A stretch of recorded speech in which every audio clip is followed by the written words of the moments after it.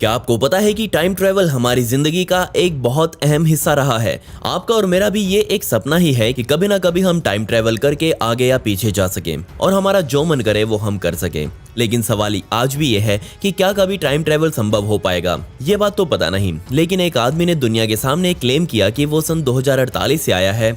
चलिए उसकी पूरी घटना को जानते हैं। मैं आपको ये वीडियो इसलिए बता रहा हूँ क्योंकि इसमें बहुत कुछ अजीब आपको जानने को मिलेगा जो आम टाइम ट्रेवल से इस घटना को पूरी तरह से अलग बनाता है। आप भी सबसे अलग मुझे दिख सकते हैं इस वीडियो को लाइक करके, तो प्लीज आप इस वीडियो को एक लाइक अपना दे दे और कमेंट्स में पिक में लिख दे ताकि कल की वीडियो में मैं आपको शाउट आउट दे दूं। अक्टूबर 2017 में वायोमिंग के कैस्पर शहर में एक बहुत ही अजीब घटना हुई। एक आदमी जिसका नाम ब्रायन जॉनसन था, उसे पुलिस द्वारा गिरफ्तार किया गया क्योंकि वो हद से ज्यादा नशे में था। लेकिन जैसे ही पुलिस ने उसका हाथ पकड़ा तो वो उनसे पूछने लगा कि आप कौन हो, मैं अभी 2048 में था, यहाँ कैसे पहुँच गया। जिसके बाद पुलिस ने उसको सख्ती से लिया और फिर पूरी दुनिया को कहा कि 2048 तक एलियंस इस धरती पर कब्जा कर लेंगे। और फिर उसके बाद उसने अपने टाइम ट्रेवल को दुनिया को बताना शुरू किया और कहा कि एलियंस ने उसके शरीर को पूरी तरह से ऐसे फ्यूल से भर दिया था जिसको वो उस समय फ्यूचर फ्यूल का नाम दे रहे थे। उन एलियंस के पास एक बहुत बड़ा प्लेटफॉर्म मौजूद था जिससे वो अपने साथ लेकर आए थे और बाद में उसे पता चला कि ये एक टाइम मशीन थी और उनका प्लान था कि वो उसे 2018 में अब भेजेंगे, लेकिन गलती से वो सन 2017 में आ गया। यहाँ किसी को भी इस आदमी की बातों पर विश्वास ही नहीं हो रहा था। जिसने भी सुनी वो इसे एक फनी स्टोरी ही बता रहा था। जिसके बाद तो यकीन मानिए लोगों की लाइन ही लग गई। हर कोई मुंह उठाकर बोल रहा था कि मुझे एलियंस उठाकर ले गए, मैं टाइम ट्रेवल करके आया हूँ। उन सभी को मैं बोलना चाहूंगा कि ऐसी हरकतें करना बंद कर दें।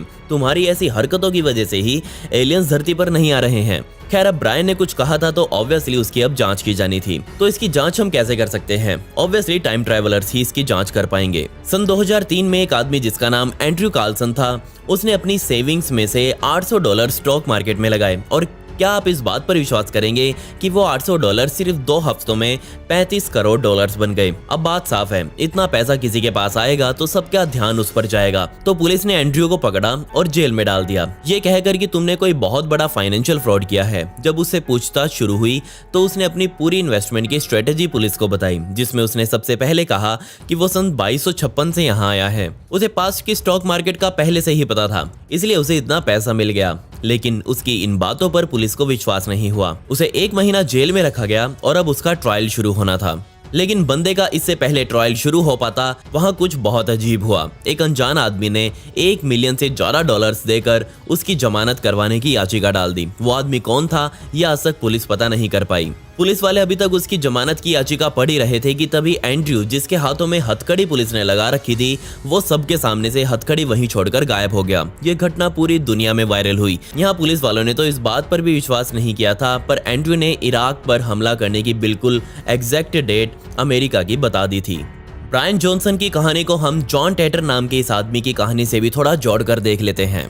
तो जॉन के मुताबिक वो सन 2000 में 2036 से आया था और इस आदमी ने कई महीनों तक सन 2000 में रहते हुए इंटरनेट पर लोगों से बातें करी, जिसमें लोगों से बात करते हुए सिर्फ उन्हें प्रेडिक्शंस और थोड़ी बहुत सलाह देता था कि आने वाले फ्यूचर में अब क्या होने वाला है। यहाँ तक कि उसने अपनी टाइम मशीन की ड्राइंग को भी एक शेवरलेट की गाड़ी के साथ अटैच करके लोगों के सामने रखा। जिसके कुछ टाइम बाद उसने अपनी एक अंतिम पोस्ट सोशल मीडिया पर डाली कि वो अब यहाँ से अपने टाइम में वापस जा रहा है। और यकीन मानिए वो आदमी पूरी तरह से इस धरती से ही गायब हो गया। जो प्रेडिक्शंस उसने आने वाले भविष्य के लिए की थी, उनमें से कुछ सच भी साबित हुई, जैसे कि अफगानिस्तान और इराक पर अमेरिका का मिलिट्री एक्शंस। जी हाँ, उसने इन दोनों एक्शंस की सही डेट, यानी कि बिल्कुल सटीक डेट, पहले ही लोगों के सामने रख दी थी। उसने कहा था कि सन 2015 में वर्ल्ड वॉर 3 शुरू हो जाएगा, लेकिन वो बात सच साबित नहीं हुई। दुनिया के ज्यादातर लोग ये मानते हैं कि 3rd वर्ल्ड वॉर इसीलिए नहीं हो पाया क्योंकि उसकी इन्फॉर्मेशन पहले से ही लोगों को मिल चुकी थी और इसमें अब कुछ एक्साइटमेंट नहीं बची थी। अगर आप यहाँ ध्यान से देखें तो अब ये तीनों ही केसेस, जी हाँ, ब्रायन, एंड्रयू और जॉन, तीनों ही केसेस आपस में एक सिमिलैरिटी रखे हुए हैं। तीनों आने वाले भविष्य की प्रेडिक्शंस कर रहे हैं, जिनमें से 2 ने तो आपस में ही युद्ध वगैरह छिड़ने की बात छेड़ी थी। लेकिन यहाँ ब्रायन ने आपस में हमला करने की बजाय उसने कहा कि आने वाले भविष्य में इंसानों के ऊपर एलियंस हमला करेंगे। ब्रायन का कुछ टाइम के लिए ट्विटर पर भी अकाउंट मौजूद था। जिसमें वो क्रिप्टो करेंसीज में इन्वेस्टमेंट की अपनी सलाह लोगों के सामने रखता था। लेकिन जनवरी 2018 के बाद से ब्रायन के उस ट्विटर अकाउंट से कोई भी पोस्ट फिर नहीं की गई। अब आप यहाँ से सोच ही सकते हैं कि वायोमिंग में जो उस दिन हुआ वो इस दुनिया का होने वाला ना ही पहला इंसिडेंट था और ना ही आखिरी। तो यहाँ मेरा सवाल ये है कि क्या सच में टाइम ट्रैवल करना पॉसिबल है? अगर ये सच में हो गया तो इसके परिणाम आखिर क्या होंगे? इस सवाल का जवाब देने के लिए हमें थोड़ा सा साइंटिफिक दिमाग चलाना पड़ेगा। हमें समझना पड़ेगा कि ब्रायन जॉनसन के साथ आखिर हुआ क्या था। और हैरानी वाली बात यह है कि इस दुनिया में जितने भी हम बड़े बड़े विद्वानों को मानते हैं कि हाँ इनका दिमाग सबसे ज़्यादा तेज है, वो हमेशा से ये कहते आए हैं कि टाइम ट्रैवल करना पॉसिबल है।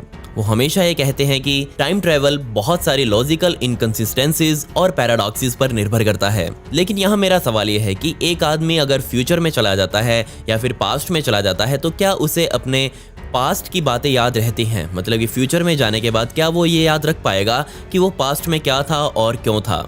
और यहाँ सबसे बड़ा सवाल ये भी है कि एक आदमी अगर फ्यूचर से पास्ट में जाता है तो क्या वो खुद की ही किस्मत को तब बदल सकता है? मतलब कि मैं अब यहाँ पर ये वीडियो बना रहा हूँ और मैं टाइम ट्रैवल करके अपने पास्ट में जाऊँ और इस वीडियो में कुछ छेड़छाड़ कर दूँ या फिर अपनी ही किस्मत में कुछ छेड़छाड़ कर दूँ, तो क्या ये चीज़ पॉसिबल हो पाएगी? यहाँ पास्ट के टाइम ट्रैवल की ऐसी घटनाओं को हम एक बटरफ्लाई से भी समझ सकते हैं। जी हाँ, जब भी कोई तितली जन्म लेती है, जब उसका लार्वा वगैरह होता है तो उसके थोड़े बहुत चेंजेस से ही उसके फ्यूचर में बहुत बड़े बड़े बदलाव आते हैं। अगर ऐसा पॉसिबल हुआ तो आज तक जो हम इतिहास पढ़ते आए हैं वो सारा पढ़ने की जरूरत ही नहीं है। हम पास्ट में जाके उस इतिहास को ठीक कर सकते हैं। एक जाने माने वैज्ञानिक जो अब हमारे बीच नहीं रहे, जी हाँ, सर स्टीफन हॉकिंग, वो टाइम ट्रैवल को लेकर बहुत ज़्यादा ऑप्टिमिस्टिक थे। वो मानते थे कि इस यूनिवर्स में 7 हिडन डायमेंशंस मौजूद हैं। स्पेस और टाइम की डायमेंशंस को इंसान आज पता लगा चुके हैं, लेकिन अगर हम बाकी की बची हुई टाइमलाइंस का पता लगा लें या फिर उन डायमेंशंस का पता लगा लें तो यकीन मानिए हम टाइम ट्रैवल करने में सफल जरूर हो जाएंगे। यहाँ उन्होंने एक बहुत ही कमाल की एग्जाम्पल भी दुनिया को दी। जहाँ उन्होंने अपने ही एक बयान में कहा था कि मैंने एक पार्टी करी थी और उस पार्टी करने के बाद मैंने लोगों को उस पार्टी का इन्विटेशन भेजा था। सोचकर देखिए यहाँ ये बात क्या थी। लेकिन स्टीफन हॉकिंग ये भी मानते थे कि आज जिस हालत में इंसान मौजूद है वो टाइम ट्रैवल के लिए बिल्कुल भी तैयार नहीं है। लेकिन उनका कहना था कि ब्रायन जॉनसन के साथ जो हुआ है वो बिल्कुल असली है। बेशक ब्रायन ने एक स्पेसिफिक डेट को मेंशन नहीं किया कि इस दिन एलियन का हमला इस धरती पर होगा। तो मेरा सवाल आपसे ये है कि क्या हमें ब्रायन की बात को लेकर चिंतित होना चाहिए? मुझे कमेंट्स में जरूर बता दें। तो अब सोचकर देख लेते हैं कि अगर हुआ तो एक एलियन इन्वेजन या फिर एलियंस का हमला कैसा होगा। अगर ब्रायन जॉनसन सही है तो हमें एलियंस के हमले के लिए खुद को तैयार करना पड़ेगा। और आज आप शायद विश्वास न करें पर दुनिया भर में ऐसे बहुत से कोचिंग सेंटर्स और कोर्सेज करवाए जाते हैं जिसमें लोगों को सिर्फ यही सिखाया जाता है कि अगर एलियंस का हमला हुआ तो आपको बचना कैसे है। और यकीन मानिए इसमें हजारों लाखों लोग डेली एडमिशन्स ले रहे हैं। और ऐसा ही एक कोर्स या फिर मैं कहूँ सेमिनार बाल्टीमोर में लगा था जिसे एलियन कॉन का नाम दिया गया। नवंबर 2018 में लगा ये सेमिनार जिसमें दुनिया भर के बड़े बड़े दिमाग आए, जिसमें उन्होंने कहा कि एलियंस का हमला पृथ्वी पर कैसा होने वाला है। उन सब ने सबसे पहले कहा कि एलियंस सबसे पहले इंसानों को बंदी बनाएंगे।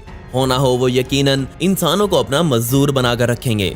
बेशक हमें उनका आने से पहले पता लग जाएगा क्योंकि स्पेस में हम बहुत दूर तक देख सकते हैं और हम ये पता लगा लेंगे कि वो किस टाइम पर धरती के पास आ रहे हैं। लेकिन फिर हमारे पास इतना टाइम नहीं होगा कि हम उनसे लड़ने की भी सोच सकें। 2000 के दशक में लोगों ने 150 ऐसे सिनेरियोज को क्रिएट किया था जिसमें ये दिखाया गया था कि अगर एलियंस का हमला हुआ तो क्या होगा। लेकिन उनमें से सिर्फ एक ही मुझे कुछ सही लगा। उस सिनेरियो में दिखाया गया था कि एक आदमी जिसकी उम्र 14 साल से ऊपर की हो चुकी है, यानी कि एक बच्चा ही समझ लीजिए, लेकिन उस बच्चे को भी हथियार चलाना आना चाहिए। और कोई ऐसे वैसे हथियार नहीं, छोटे से लेकर बड़े तक सभी हथियार उस बच्चे को चलाना आना चाहिए। साथ ही उस सिनेरियो में कहा गया था कि इस धरती पर मौजूद हर महिला के कम से कम 3 बच्चे होने चाहिए ताकि वो इंसानों की पॉपुलेशन को मेंटेन करके रख सके।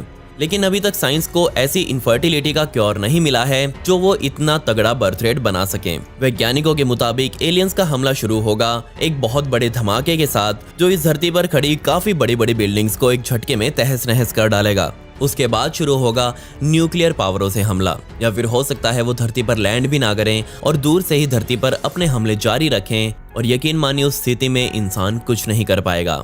जो आज हम अपने आप को हाईटेक बोलते हैं, उस टाइम पर वो टेक्नोलॉजी धरी रह जाएगी जब वो आएंगे। मैं ये बात इसलिए कह रहा हूँ क्योंकि अगर कोई एलियन धरती तक पहुँचा तो ऑब्वियसली उनकी टेक्नोलॉजी हमसे ज़्यादा बेहतर होगी, और अगर टेक्नोलॉजी ज़्यादा बेहतर हुई तो वो हमारी वाली टेक्नोलॉजी को खाने में देर नहीं लगाएंगे। वैज्ञानिकों ने यह भी माना कि इजराइल में बना आयरन डोम थोड़ी बहुत मदद कर सकता है एलियन से लड़ने में।